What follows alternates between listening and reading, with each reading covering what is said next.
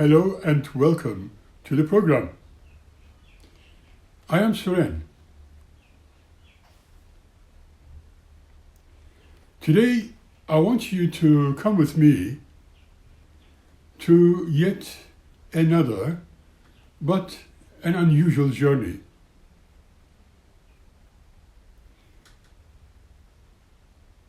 Starting with your toes and moving slowly through your body, up to your head.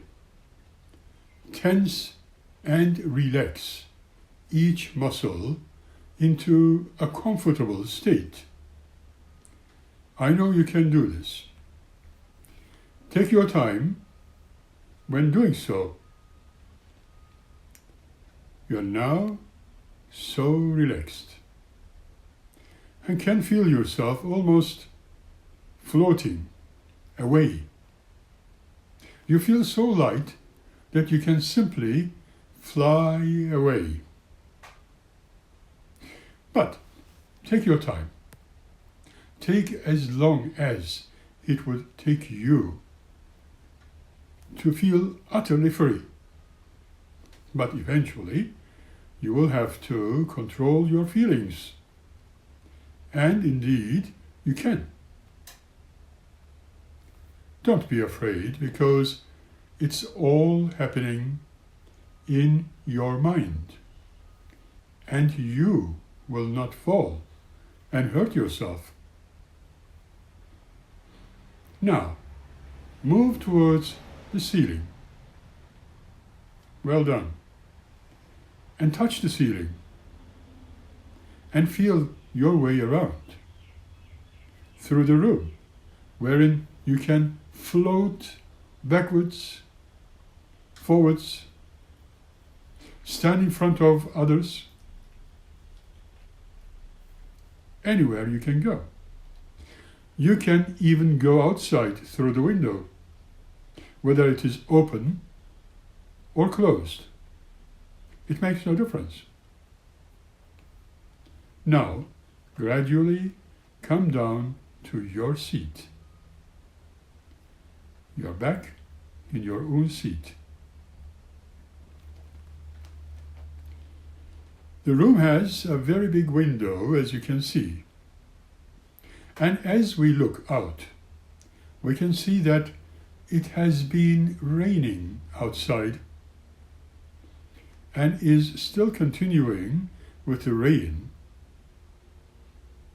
And it is like a mist floating away at the moment.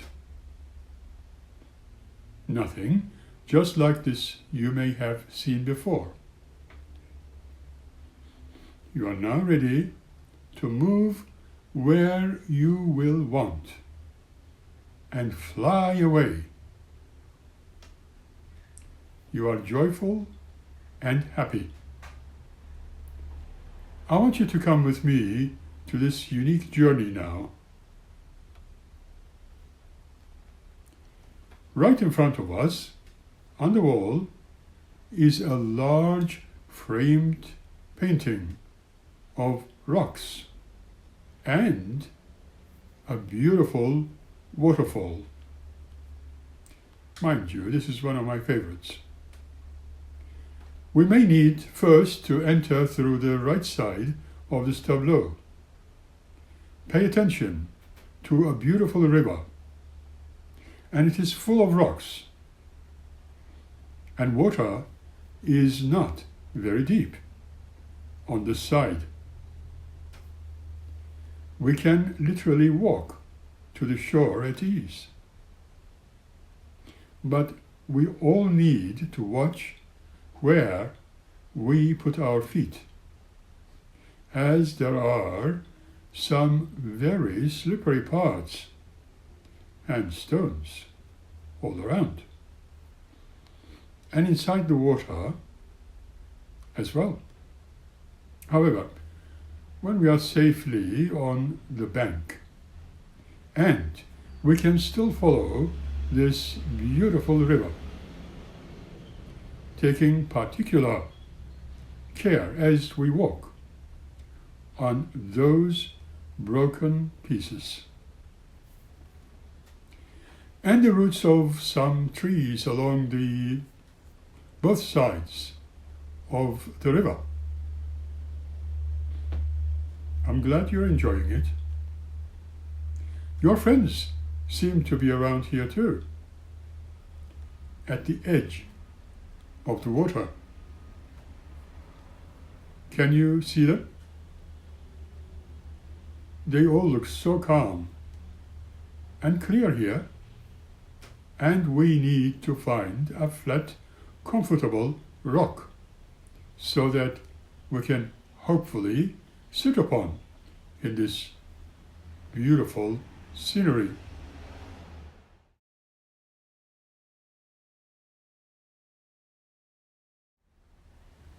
Many shades of greens seen in and beyond the water can be a delight. I am sure that you can see your own reflections too. They look almost like your twins, or your partners, or even perhaps your inner selves. You are watching as in a mirror. In return, the image looks back at you. You can decide which works best for you.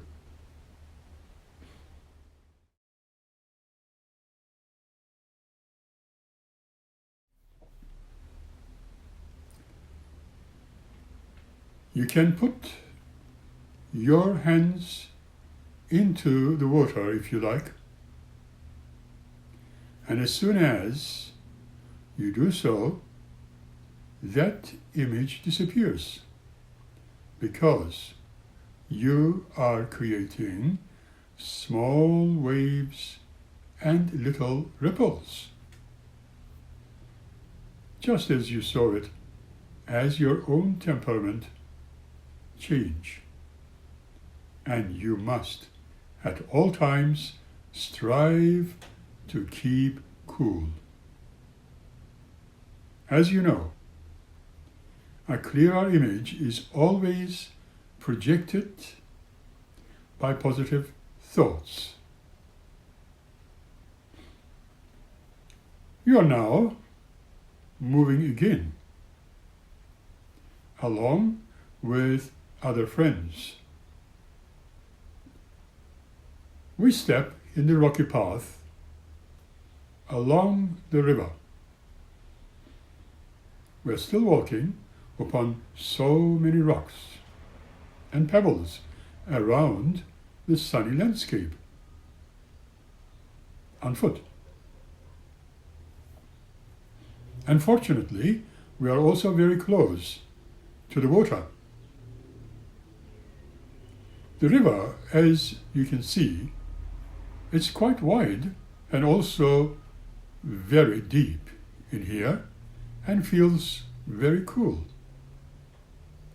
I seem to hear the sounds of the distant thunder and storm.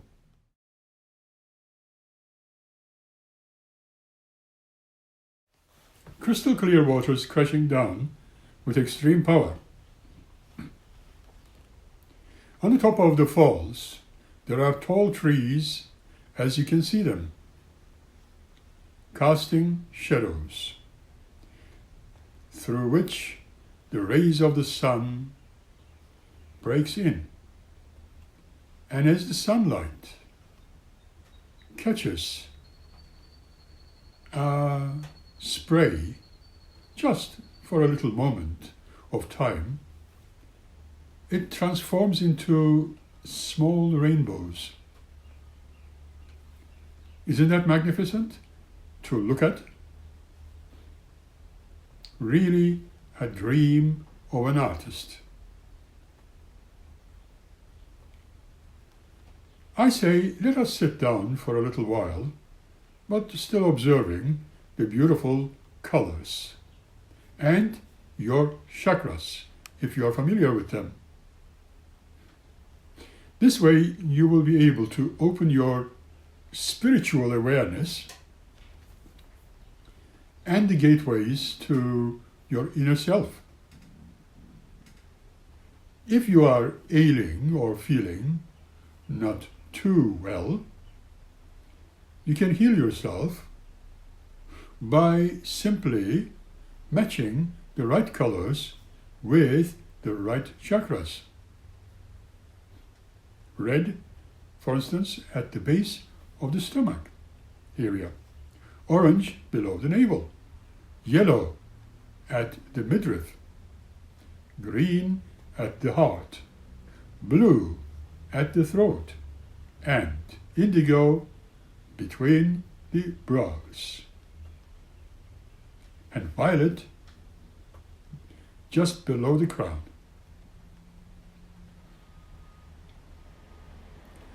Having worked through your main chakras, remember that there are many more.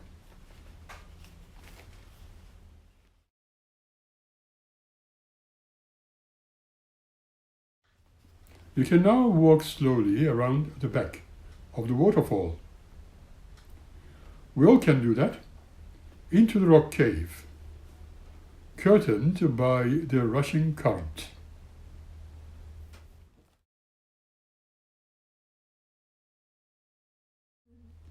Drops are falling gently on your head, but you're not annoyed or worried. You are feeling the purity of the water as it streams through your hair, down your shoulders and body, right to your toes.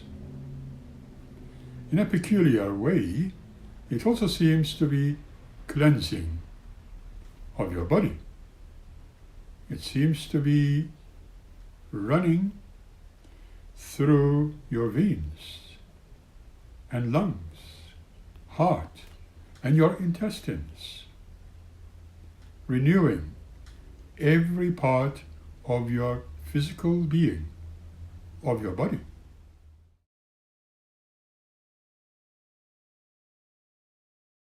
The cave is not at all very dark. It is very cool in here. There are glistening lights, but they are not light bulbs. They are shining and healing crystals that are part and parcel of the rock wall. They are guiding you back into the open.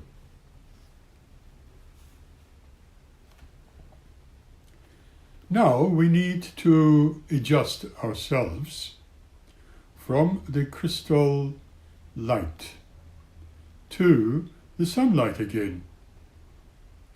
You can see a pathway leading to a footbridge over a small tributary stream of the river.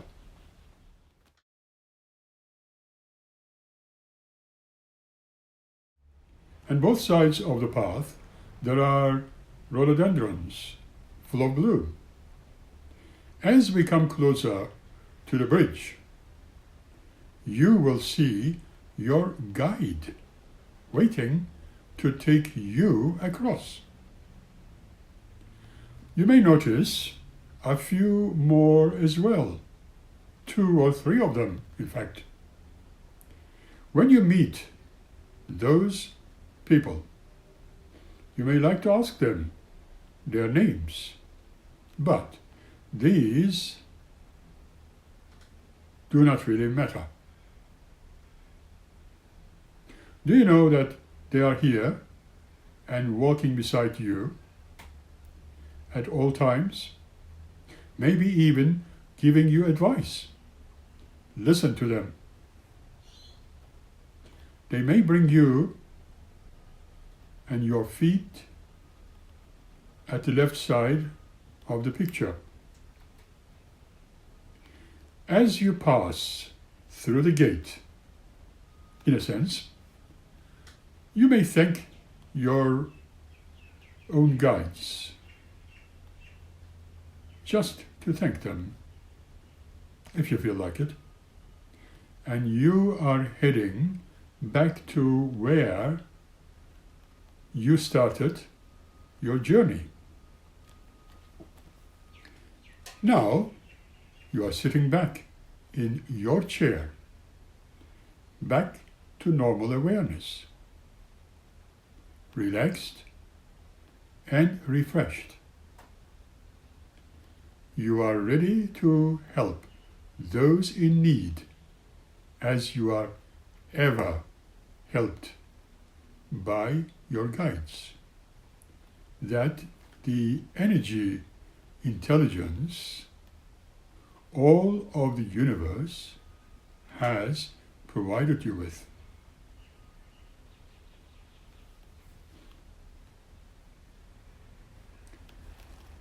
Human life is limited and bound in 1,000 ways, probably by divisions and phantasms.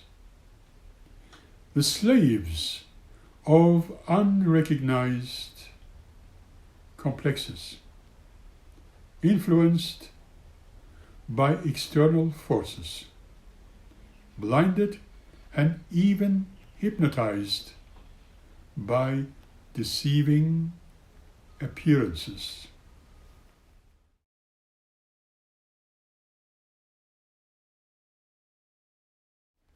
This is perhaps why man is often discontented, insecure, and changeable in his moods, thoughts, and actions.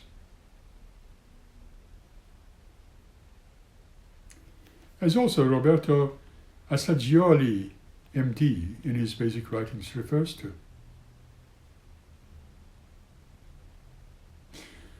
You may think that he is one, and yet finding that he is man himself, divided into himself. He will do it and feels so to understand either himself or others.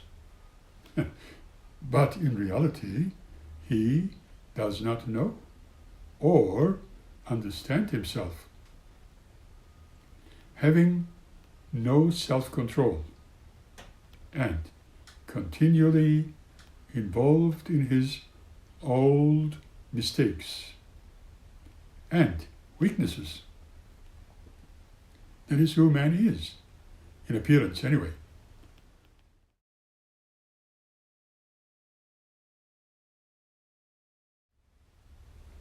However, he still seeks freedom and satisfaction, rebels violently, and tries to steal his inner torment by throwing himself headlong into life of feverish activity. That is exactly what is being observed today, all around the world with many nations. Look at them and listen to your news. However, is it possible to solve this central problem of the human life? Question mark. Can man free himself from this sort of enslavement and have an harmonious inner integration, recognizing his true self and right relationships with others? Another good question. This task is certainly not easy and not as simple, but it can be done, as it has been demonstrated by the success of those who have the means, meaning the knowledge and the experience.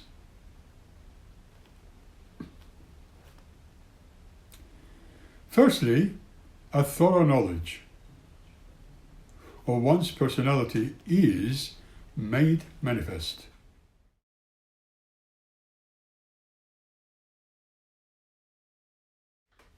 Secondly, that control and its various elements considered.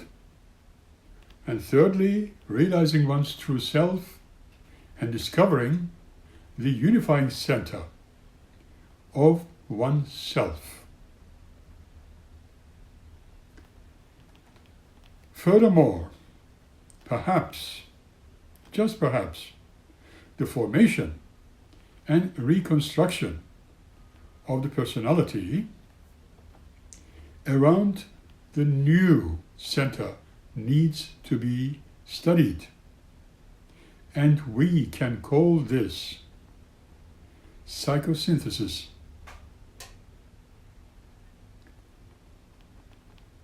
How can one acknowledge one's own personality?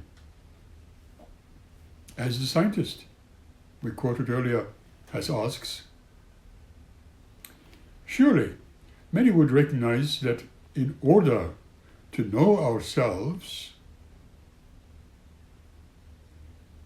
there is not enough evidence to make an inventory of the elements that form our conscious being.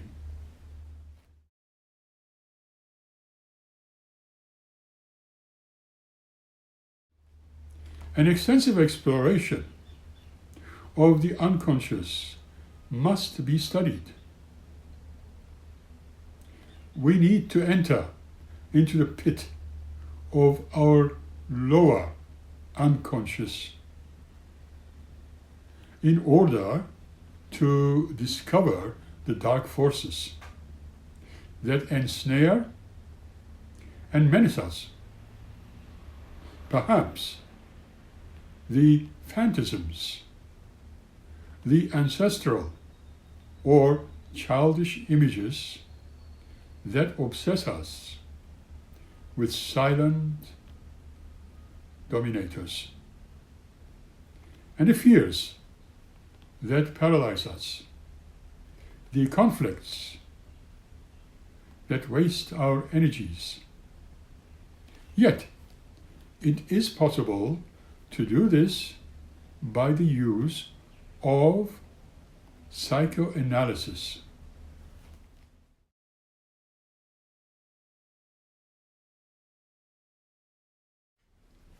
This search can be considered by oneself, but it is accomplished more easily with the help of another.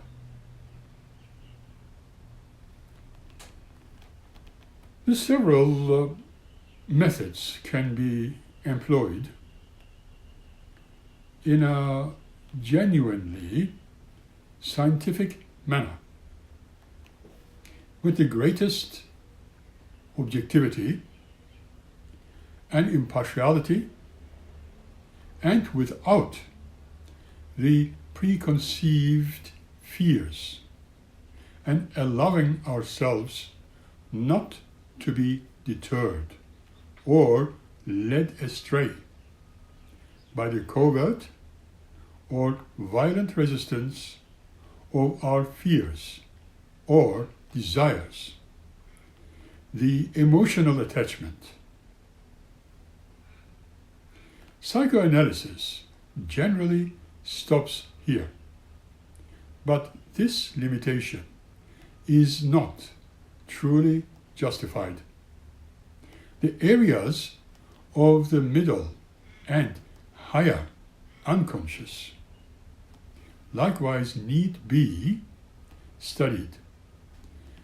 We shall discover in ourselves more unknown abilities, our true vocations, or higher potentialities, which seek to express themselves,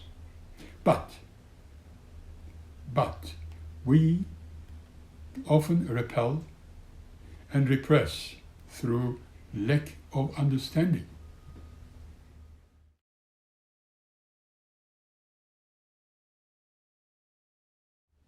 We need to discover also the immense reserve of undifferentiated psychic energy which remains latent in every one of us. We're not talking about communication with spirits. After discovering and knowing how to control them, the most effective method by which we can achieve our control over where we have the elements of the personality is that of this identification. Literally is based on the fundamental principles.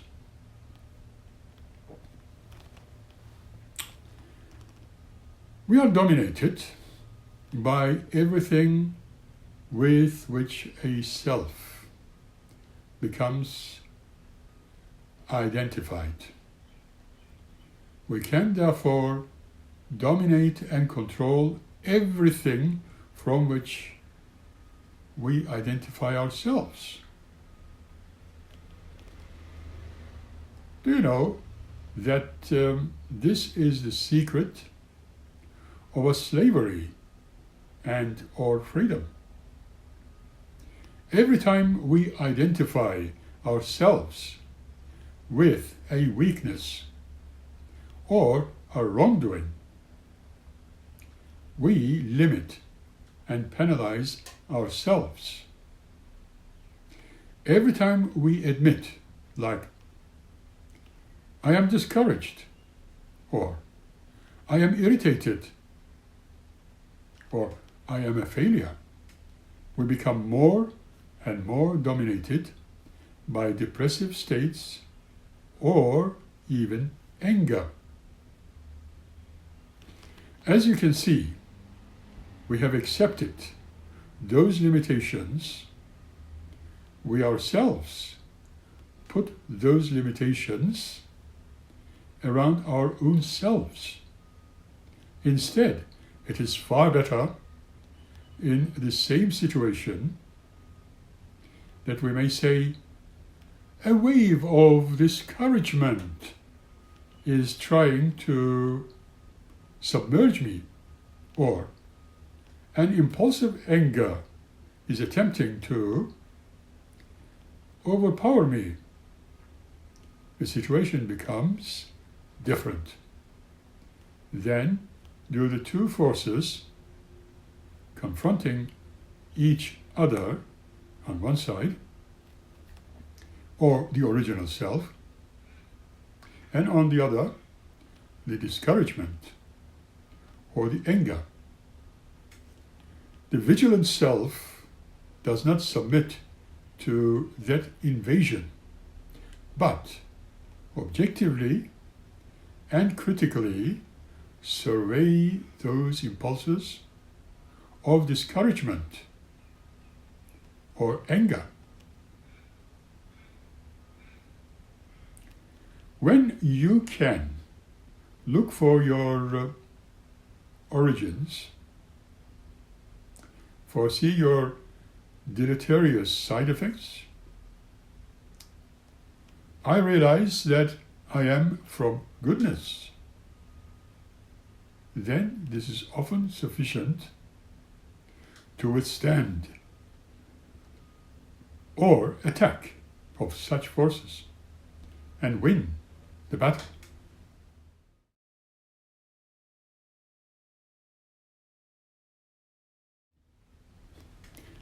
However, when these forces within us are temporarily stronger, when the conscious personality in its own first overwhelmed by their violence, the vigilant selves are never really conquered.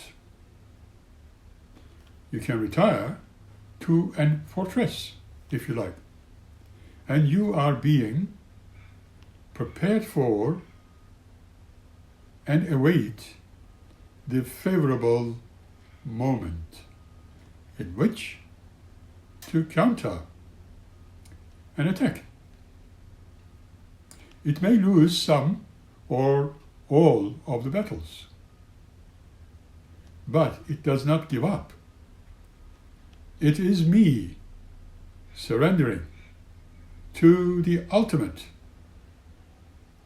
Yes, you are not compromised, and it will achieve victory in the end.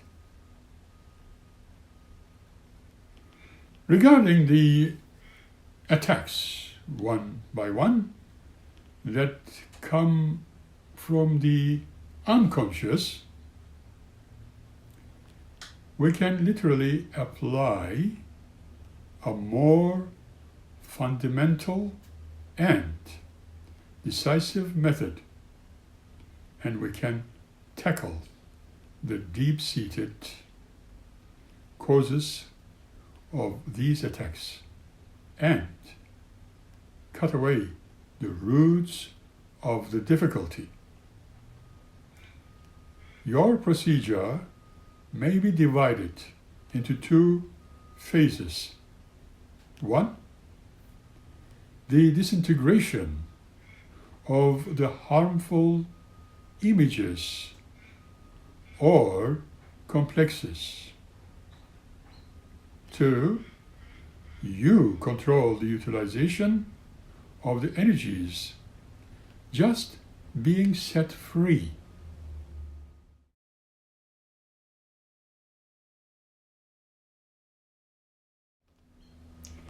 Psychoanalysis demonstrates that the power of these images and complexities chiefly in the fact that we are unconscious of them and that we do not recognize them as such under normal circumstances. When this was unmasked, understood, and resolved into the elements, they often seem to obsess us. Any keys we might utilize then, and we are much better able to defend ourselves against them. In order to resolve them, we should use the methods of objectification, opening of critical analysis, and of discrimination.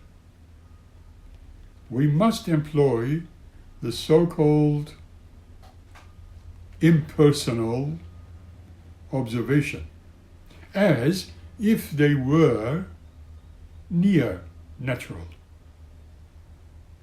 as phenomena occurring outside ourselves. We should create the psychological distances between ourselves and them, keeping those images appearing in our minds, world complexes at arm's length, and then quietly consider their origins and nature and their, stupidity.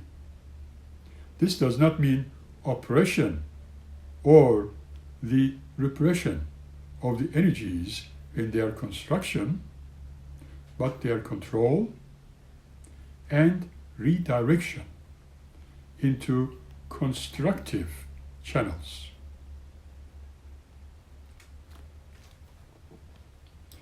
It is a well-known fact. Too much criticism and analysis are apt even to kill our emotions and feelings. The critical faculty in which we often employ, indiscriminately that is, against our higher feelings and creative potentials, should instead be used in ourselves towards the undesirable impulses and tendencies. Such analysis and criticism are not always sufficient. You have certainly very strong trends, certain vital elements which, however much we may disparage and condemn them,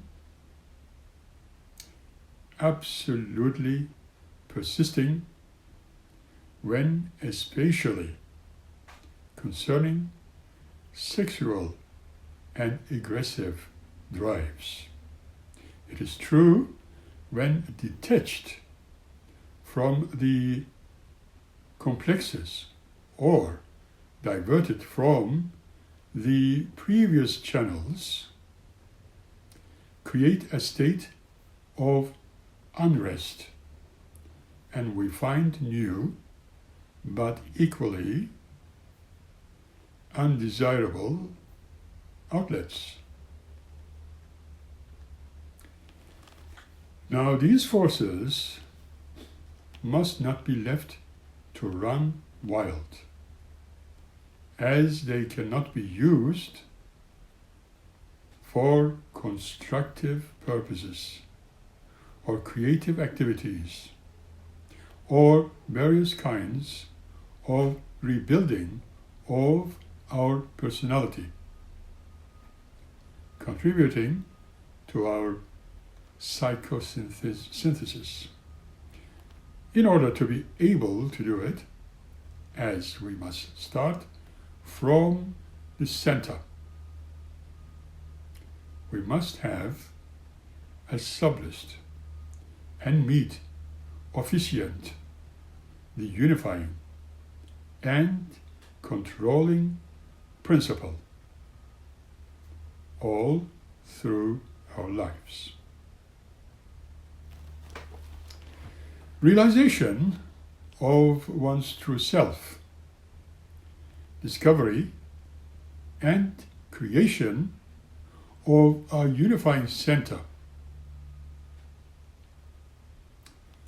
Realization of one's true self, or the creation of the unifying center, as we have mentioned earlier, the power of self is not difficult to point out as you are radically reach to this aim. What needs to be done or achieved is to expand your personal consciousness into that of the self, following the thread you need with the higher self. It really constitutes a magnificent endeavor. Certainly, a long and arduous one. However, between the starting point in the lowlands about ordinary consciousness and the shining peak of self-realization, that there are intermediate phases, plateaus at various altitudes, in which a man may rest or even make his abode, his home, if his lack of strength precludes, or his rule does not choose a further assessment. In favorable states, this ascension to some extent spontaneously through the process of normal and natural inner growth, fostered by the manifold experiences of life. However, often the process is very slow. It can be considerably accelerated by deliberate, conscious action and the use of appropriate active techniques.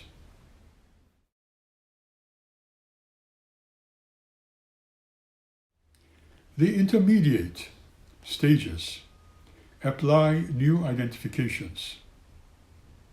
On one side, we observe good men and women who cannot reach their true self as an image. Puritans can create a picture and then ideal or perfected personality of good caliber. The stage of development and their psychological type, and can make this ideal practicable in actual life. For some, it may be the ideal of the artist as he or she realizes and expresses himself or herself as the creator of beautiful forms. For others, it may be the ideal of the seeker of the truth, the philosopher, the scientist. For yet others, it is more limited and personal ideal, that of the good parent. For example,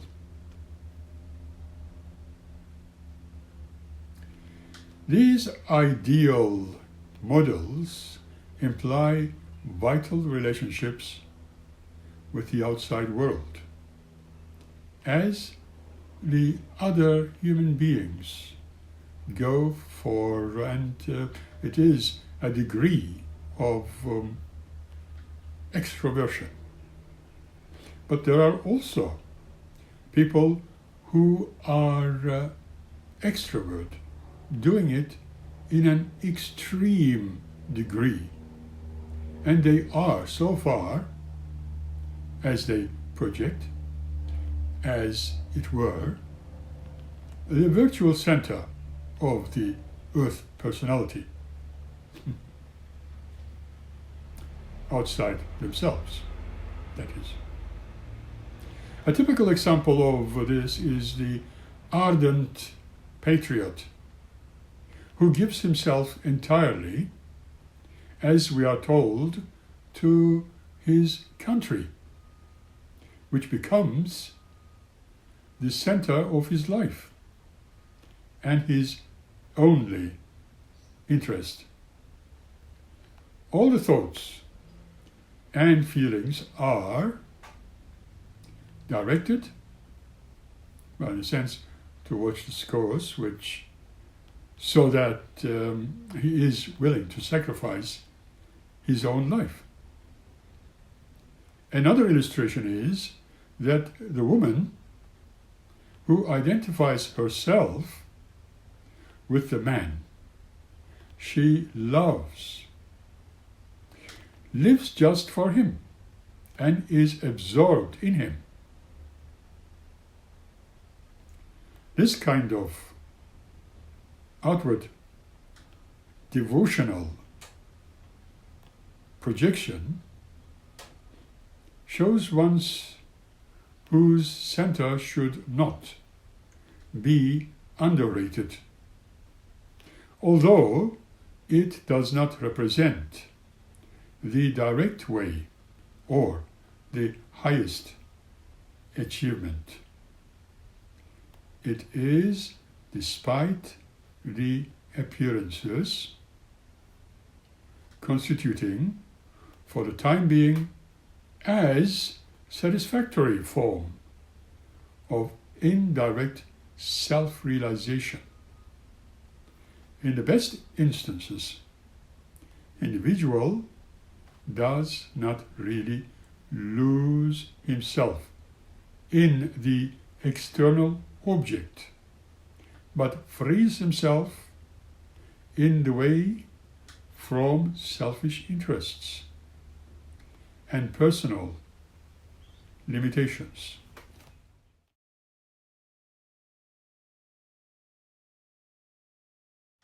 And this becomes an indirect but true link, a point of connection between the personal man and his own self.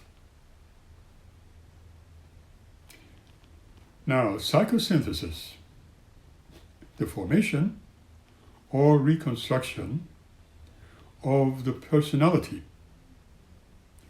When the unifying center has been found, we are in a position to build around it a new personality. Keep that in mind. This is the actual psychosynthesis, which also has several stages. The first essential is the decision how to plan of action to formulate the inner program. We need to visualize the purpose to be achieved. That is, the new personality to be developed, and have it. Could you have a realization of your various tasks it entails? Some people have distinct vision of their aim from the outset. Some are capable of forming a clear picture of themselves. This picture should be realistic at all times and authentic, in line with the natural development of the given individual, and capable at least in some measure of realization, and should not be neurotic, unreal. It needs to have dynamic, creative power, facilitating the task by eliminating uncertainties and mistakes. There are others who are more plastic, pliable. Psychological constitution who live spontaneously, following indications and intuitions rather than definite plans, find it difficult to formulate such a program, building according to a pattern. They may even develop positivity, and in such a method, they tend to let themselves be led by the Spirit or by the will of a God. They feel that they can best reach the goal by eliminating the obstacles, but the resistance remains inherent in their personality. By way, during the channeling of communication with their higher selves, through aspiration and devotion, and then letting the creative power of the Spirit act, trusting and or just being it. Some take it in a similar attitude, but express it in a different way. The speaker tuning in with a cosmic order, with a universal harmony of letting life act. Both methods may be effective, and each is appropriate to the corresponding type. However, to truly appreciate and to use both to some extent in order to avoid the limitations and the exaggerations of each by correcting and enriching the one with elements taken from the other. This is why one should follow the first method, and one should be careful to avoid making wrong ideal picture. They should be ready to modify the order and logic, and even to change it altogether, as later experiences, fresh outlooks, or new clarifications may indicate and demand the change.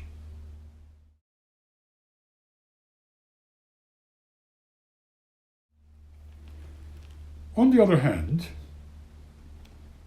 some go to follow the second method. They should go out against becoming too passive or negative,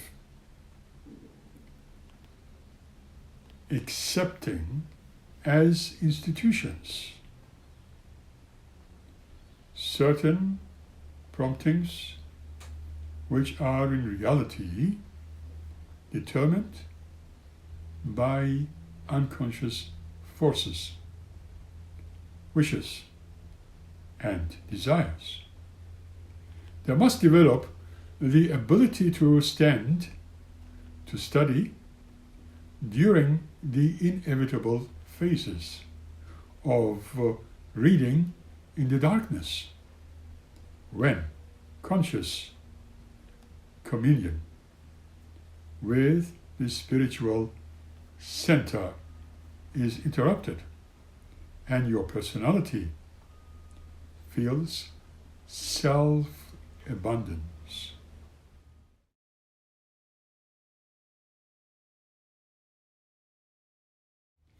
The ideal images that one can create in a mind, but they can be divided into two principal groups. The first is formed of the images representing harmonious development and all-round personal or spiritual perfection. This idea is aimed at chiefly by introverts. The second group represents indeed specialized efficiency.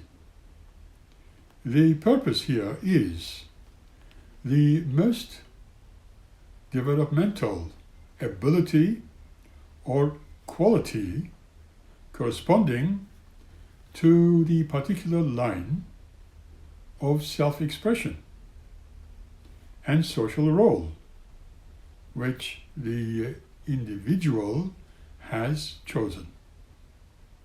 This is the idea of an artist, the teacher, the inventor, the advocate of a good cause. Such models are generally preferred by extroverts.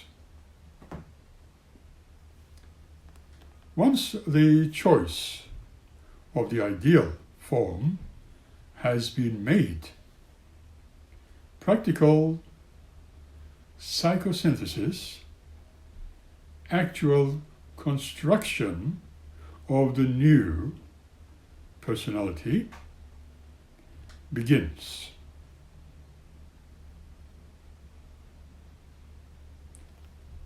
We will continue, but we will stop here with this episode. Thank you for sharing it. Keep smiling and be happy. Until next time. Thank you.